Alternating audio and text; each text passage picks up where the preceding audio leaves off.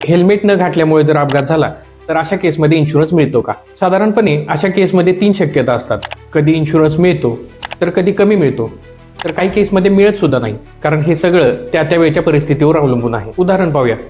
समजा तुमचा third party insurance आहे. अशा बाबतीत क्लेम हा मिळतच असतो.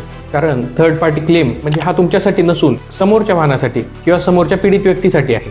दुसऱ्या बाजूला समजा तुम्ही स्वतः अपघातात जखमी झाला, इथं महत्त्वाचा नियम लागू होतो, तो म्हणजे कॉन्ट्रीब्युटरी निग्लिजन्सचा. म्हणजेच अपघातामध्ये तुमचीही काही चूक होती का? कारण हेल्मेट नसल्यामुळे तुमच्या डोक्याला जास्त लागले, जे की जर हेल्मेट असते तर लागले नसतं. अशा वेळी कोर्ट म्हणू शकतं अपघात झाला ते बरोबर आहे, परंतु एवढं जास्त लागण्यास काही प्रमाणात तुम्ही सुद्धा जबाबदार आहे. अशा केसमध्ये क्लेम कमी केला जाऊ शकतो.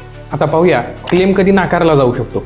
समजा तुम्ही ट्रॅफिकच्या नियमाचे पालन करत नव्हता किंवा पॉलिसीमध्ये ज्या अटी सांगितल्या आहेत त्या अटींचं तुम्ही उल्लंघन केलेलं आहे आणि त्यामुळे अपघातात तुम्ही जखमी झाला, तर अशा केसमध्ये ओन डॅमेज किंवा पर्सनल ॲक्सिडेंट क्लेम हा रिजेक्ट होऊ शकतो.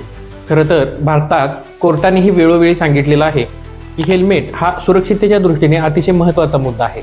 त्यामुळे हेल्मेट न घातल्यामुळे अपघात झाला तर इन्शुरन्स क्लेम पूर्णपणे मिळेलच असं नाही. अशाच महत्त्वपूर्ण गोष्टी जाणून घेण्यासाठी आपल्या चॅनेलला नक्की फॉलो करा. धन्यवाद.